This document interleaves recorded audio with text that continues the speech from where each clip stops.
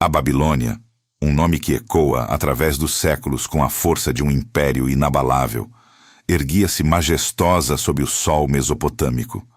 Seus muros colossais, lendas em pedra e argila, pareciam desafiar o próprio tempo, prometendo eternidade a uma civilização que se via no centro do universo. A porta de Ishtar, com seus tijolos vitrificados e relevos de dragões e touros, era mais do que uma entrada. Era o portal para um mundo onde a grandiosidade humana atingira seu ápice. No coração dessa metrópole invencível, vivia o rei Belsazar, um monarca cuja arrogância rivalizava apenas com o esplendor de seu reino. Ele se considerava um deus entre os homens, um governante cujo poder transcendia qualquer força terrena ou celestial. A noite em questão, no entanto, selaria não apenas seu destino, mas o de toda a Babilônia. Belsazar, imerso em sua própria divindade autoimposta, vivia sob a ilusão de que sua vontade era lei e que nenhuma entidade poderia se opor a ele. Ele havia herdado um império de seu pai, Nabucodonosor, que, em seu apogeu, havia conquistado Jerusalém e saqueado seu templo sagrado. Entre os despojos estavam cálices e utensílios de ouro puro, dedicados ao Deus de Israel. Para Belsazar, esses objetos não representavam a santidade de uma fé alheia, mas troféus, símbolos do triunfo babilônico sobre deuses menores. A ideia de um poder superior ao seu era uma afronta que ele estava prestes a desafiar de uma forma que ecoaria por milênios. Naquela noite fatídica, enquanto os exércitos persas, liderados por Ciro, o Grande, se aproximavam silenciosamente dos muros impenetráveis, Belsazar preparava um banquete suntuoso. Milhares de seus nobres e concubinas se reuniriam no vasto salão do palácio, onde o vinho fluiria como rios e a música preencheria o ar com melodias de celebração. A confiança cega do rei em suas defesas era absoluta. Os muros eram altos demais. O rio Eufrates, que cortava a cidade, era uma barreira natural intransponível. A Babilônia era, em sua mente, impenetrável. Foi então que a ideia, nascida da mais pura e perigosa arrogância, surgiu em sua mente. Para humilhar ainda mais os judeus cativos e zombar de seu Deus, Belsazar ordenou que trouxessem os cálices sagrados do Templo de Jerusalém. Aqueles objetos, que outrora haviam sido usados em rituais solenes de adoração ao Deus Altíssimo, agora seriam profanados. O rei e seus convidados beberiam vinho deles, brindando a seus próprios deuses de ouro, prata, bronze, ferro, madeira e pedra. A tensão no ar era quase palpável, embora a maioria dos convidados estivesse muito embriagada para perceber a gravidade do que estava prestes a acontecer. A profanação iminente dos tesouros do Templo de Jerusalém não era apenas um ato de desafio aos inimigos ou uma demonstração de poder. Era um insulto direto, uma afronta descarada ao próprio Deus de Israel, aquele que Nabucodonosor, pai de Belsazar, havia reconhecido em seus últimos dias como o soberano de tudo. O ato de Belsazar era um grito de guerra contra o céu, uma declaração de que não havia poder maior que o seu. Ele não podia imaginar as consequências.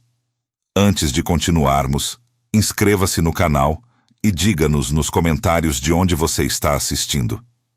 O palácio, outrora um santuário de festividades e excessos, transformou-se em um palco para o mais audacioso dos desafios.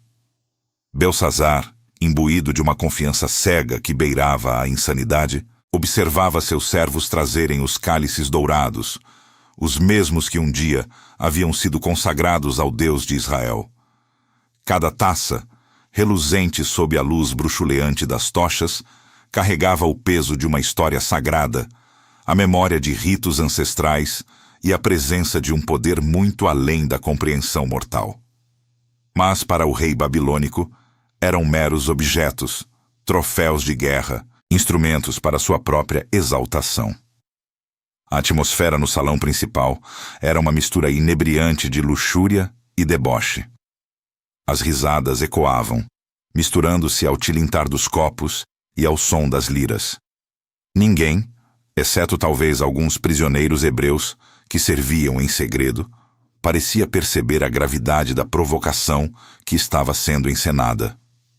Os nobres, com seus rostos corados pelo vinho, brindavam aos deuses da Babilônia, Marduk, Ishtar, Nabu, divindades de pedra e ouro, cujas existências eram meras projeções do poder terreno que Belsazar tanto idolatrava. O ar estava pesado com o cheiro de incenso, especiarias e a embriaguez coletiva. Enquanto isso, a poucos quilômetros dali, nas sombras da noite, o exército persa de Ciro, o Grande, avançava com uma disciplina silenciosa e implacável. Eles não eram uma multidão desorganizada, mas uma máquina de guerra meticulosamente planejada, movendo-se como uma maré inevitável em direção à cidade que se julgava inexpugnável. A confiança de Belsazar em suas defesas, antes inabalável, era agora uma ironia cruel. Ele acreditava que os muros de Babilônia, com sua espessura e altura lendárias, e o vasto rio Eufrates, que serpenteava pelo coração da cidade, eram barreiras intransponíveis. Mal sabia ele que a estratégia persa já havia transformado o Eufrates de protetor em portal. O rei, em seu trono elevado, ergueu um dos cálices sagrados, um objeto de beleza singela e significado profundo.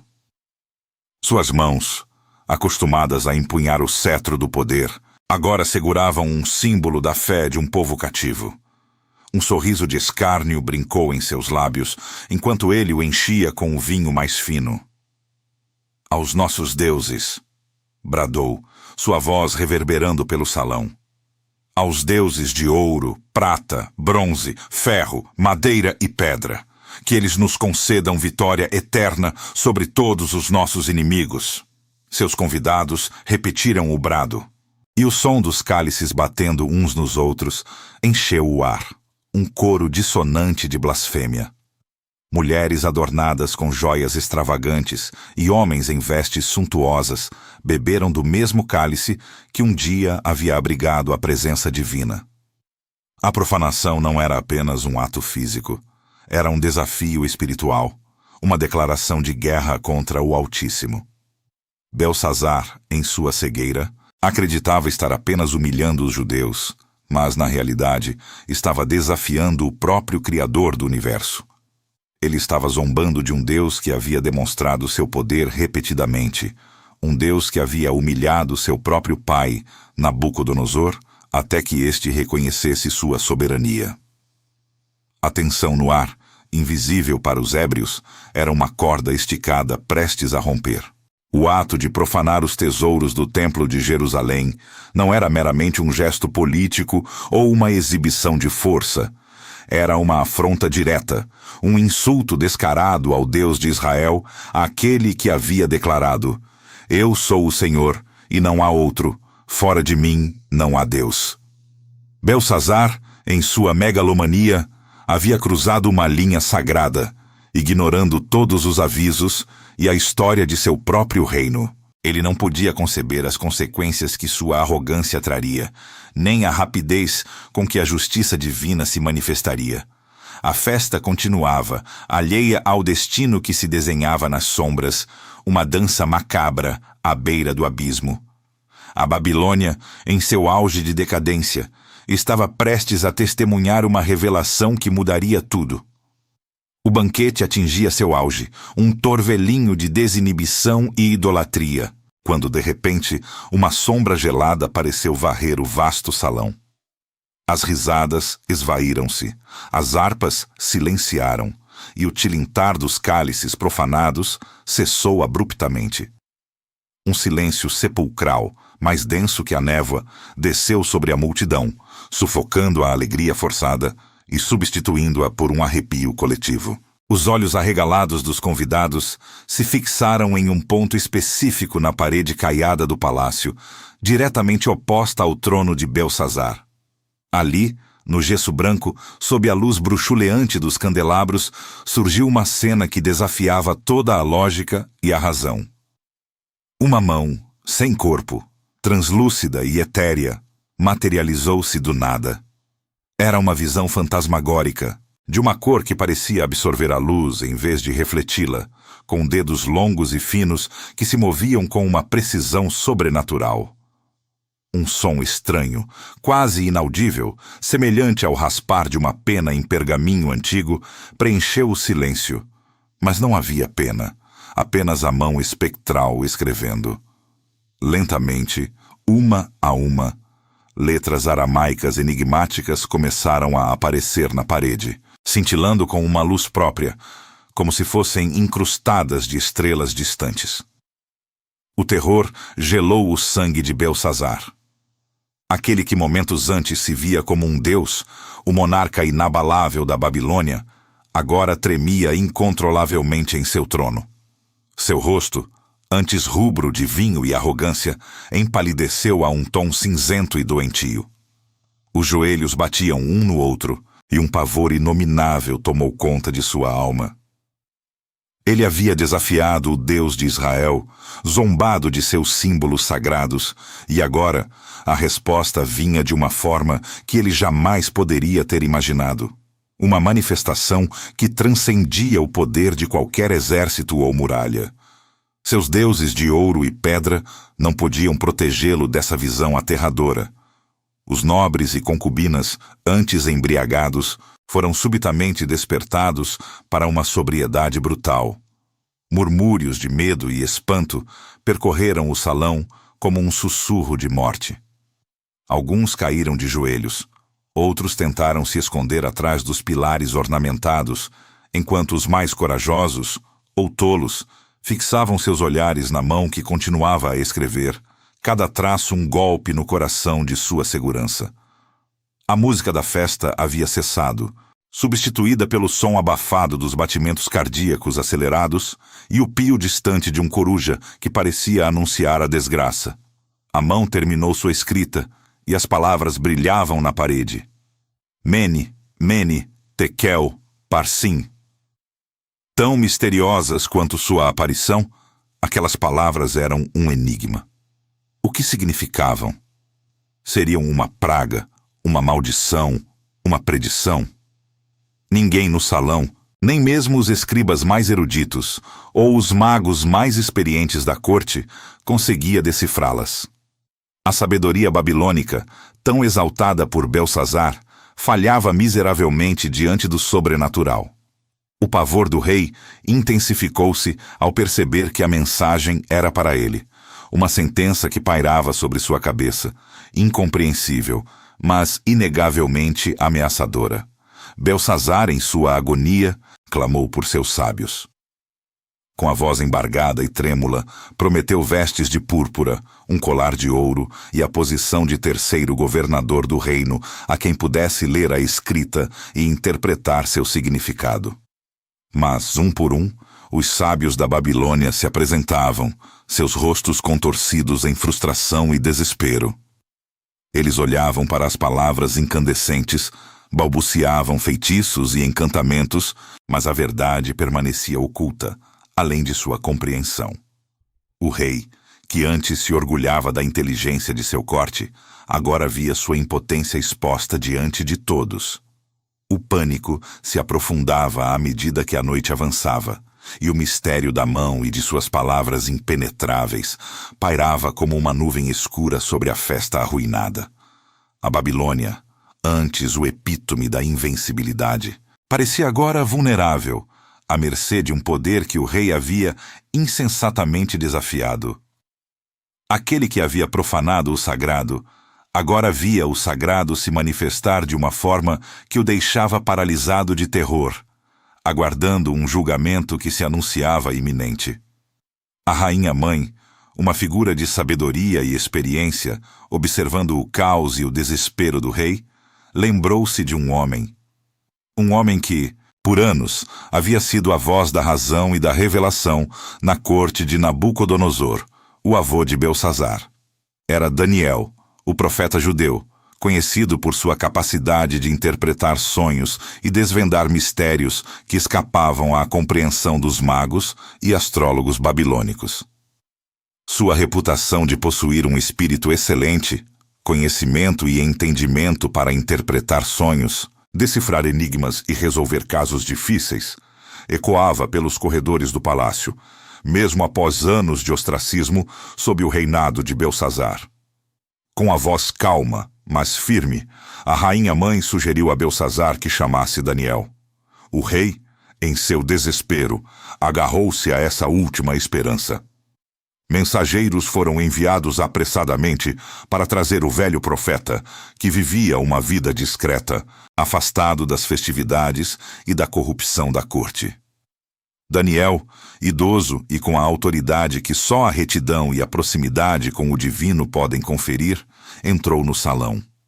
Seus olhos, que haviam testemunhado a glória e a decadência de impérios, fixaram-se nas palavras incandescentes na parede e, em seguida, no rei trêmulo. Belsazar, tentando recuperar um pouco de sua dignidade perdida, repetiu a oferta: vestes de púrpura, um colar de ouro e o terceiro lugar no reino para quem decifrasse o enigma. Daniel, no entanto, recusou os presentes. Com uma serenidade que contrastava bruscamente com o pânico do rei, ele declarou que não precisava de recompensas terrestres para servir a seu Deus. Sua motivação era mais profunda, seu propósito transcendia o poder e a riqueza efêmeros. Ele estava ali para entregar uma mensagem divina, não para buscar glória pessoal. Com o salão em absoluto silêncio, Daniel confrontou Belsazar. Sua voz, embora calma, ressoava com a autoridade de um arauto celestial. Ele não poupou o rei, lembrando-o da história de seu avô, Nabucodonosor. Daniel narrou como o Altíssimo havia dado a Nabucodonosor realeza, majestade, glória e honra. Ele recordou como Nabucodonosor, em sua arrogância, havia sido humilhado por Deus, expulso do convívio humano e obrigado a viver como um animal, até que reconhecesse que o Altíssimo tem domínio sobre o reino dos homens e o entrega a quem quer. E tu, Belsazar, seu filho, prosseguiu Daniel, não te humilhaste, embora soubesses de tudo isso. Antes, te levantaste contra o Senhor do céu, e os vasos de sua casa foram trazidos perante ti. E tu e teus grandes, tuas mulheres e tuas concubinas bebestes vinho neles. E louvaste os deuses de prata, de ouro, de bronze, de ferro, de madeira e de pedra, que não veem, não ouvem, nem sabem. Mas a Deus, em cuja mão está a tua vida e todos os teus caminhos, a ele não glorificaste. A cada palavra de Daniel, o rosto de Belsazar se contorcia em uma mistura de vergonha, medo e uma raiva impotente. A soberania de Deus, que ele havia tão descaradamente desafiado, agora se manifestava através da voz de um homem simples, mas ungido. Daniel, então, voltou-se para a parede, seus olhos fixos nas palavras misteriosas que haviam aterrorizado a todos. Com clareza e sem hesitação, ele começou a decifrar a sentença divina. Esta é a interpretação das palavras, disse Daniel, sua voz enchendo cada canto do vasto salão. Mene, Deus contou o teu reino e o deu como acabado. Tekel, foste pesado na balança e achado em falta. Parsim, o teu reino foi dividido e entregue aos medos e aos persas. A revelação caiu como um raio sobre Belsazar e sua corte. A sentença não era uma maldição genérica, mas um veredito final e irrevogável sobre seu reinado e sua vida. As palavras Mene, Mene, Tekel, Parsim não eram apenas um enigma, mas a declaração de que o tempo de Belsazar havia chegado ao fim. O pavor que antes era difuso, agora tinha um nome, um significado terrível. O rei, que havia zombado do Deus de Israel, agora enfrentava a mais dura das realidades. Sua arrogância havia selado seu destino. A Babilônia, a cidade invencível, estava prestes a cair, e a mão que escrevera na parede era a de um juiz supremo e implacável. A noite que começou em festa e profanação terminaria em juízo e ruína. A revelação de Daniel ressoou pelos salões do palácio como um trovão distante, prenunciando a tempestade que se aproximava. O medo no coração de Belsazar transformou-se em um desespero gélido, uma compreensão terrível de que o destino do seu império e o seu próprio estava selado. As palavras do profeta não eram meras interpretações, mas uma sentença de morte, proferida por um poder muito além de qualquer rei terreno. Enquanto o pânico se instalava no salão real, a profecia de Daniel já estava em movimento, tecendo a teia da queda babilônica. Naquela mesma noite, sob o manto de uma escuridão traiçoeira, Ciro, o Grande, executava seu plano audacioso.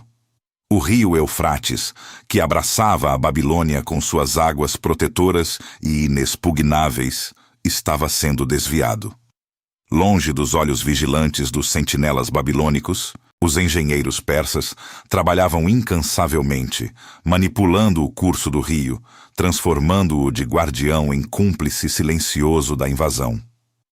O nível da água baixava rapidamente, revelando o leito outrora submerso, uma passagem inesperada para o coração da cidade.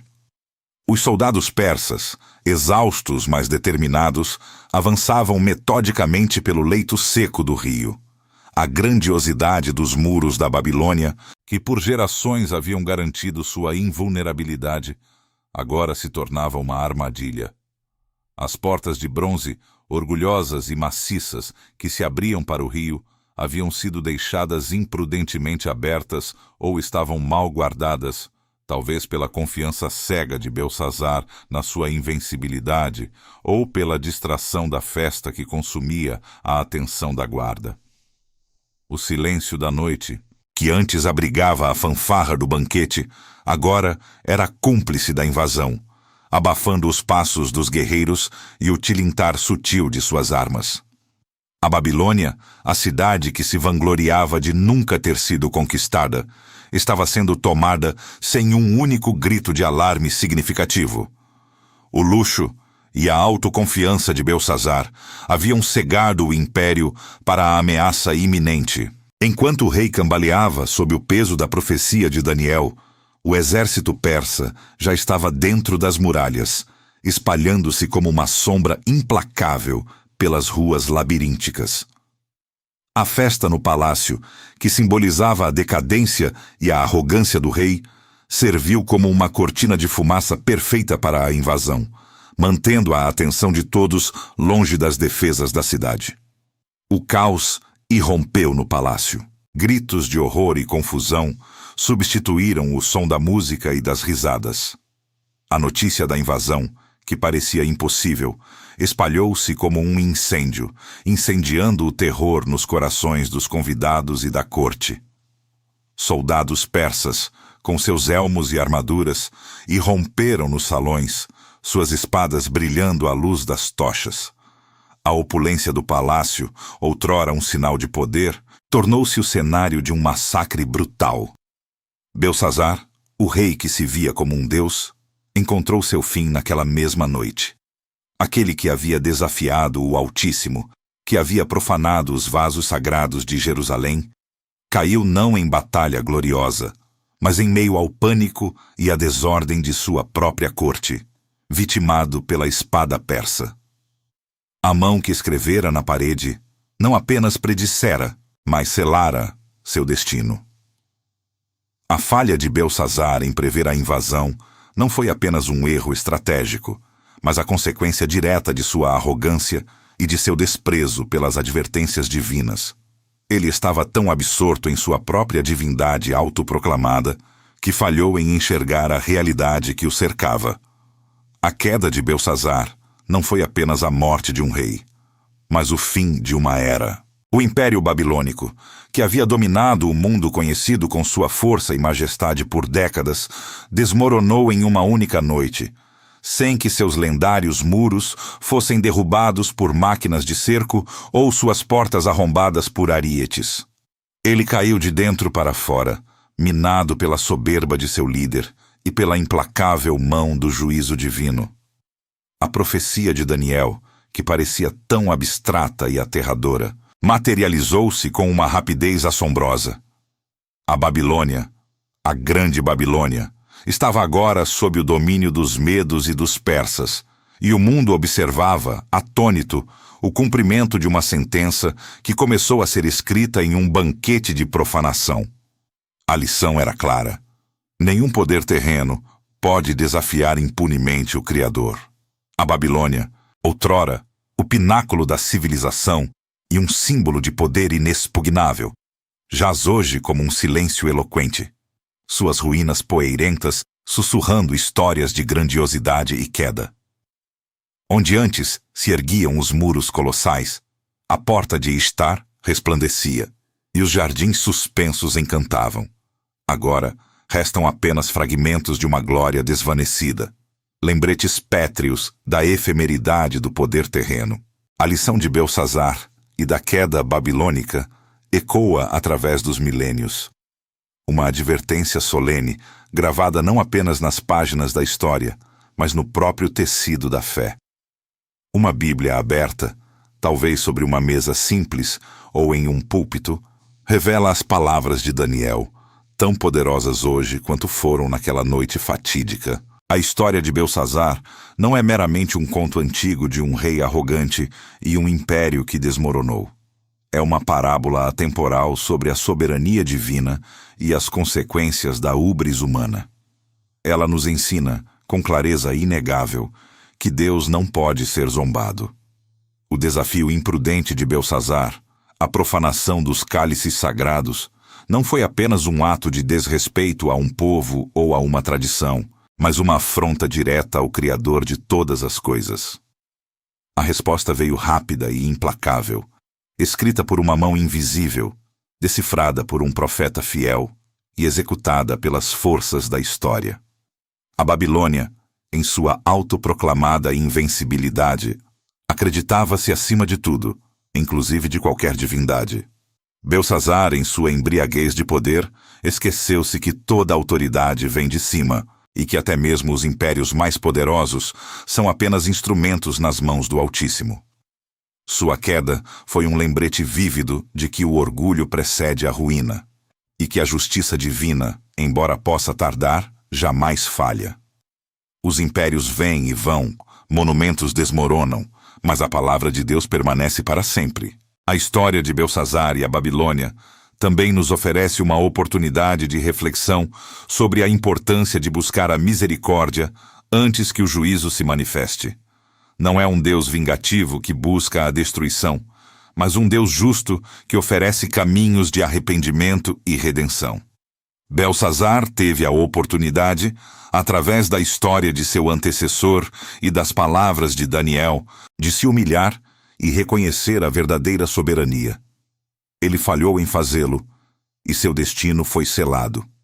A misericórdia está sempre disponível para aqueles que se voltam para o Criador, mas a arrogância e a obstinação podem fechar essa porta para sempre. Que a lição de Belsazar sirva como um espelho para nós hoje.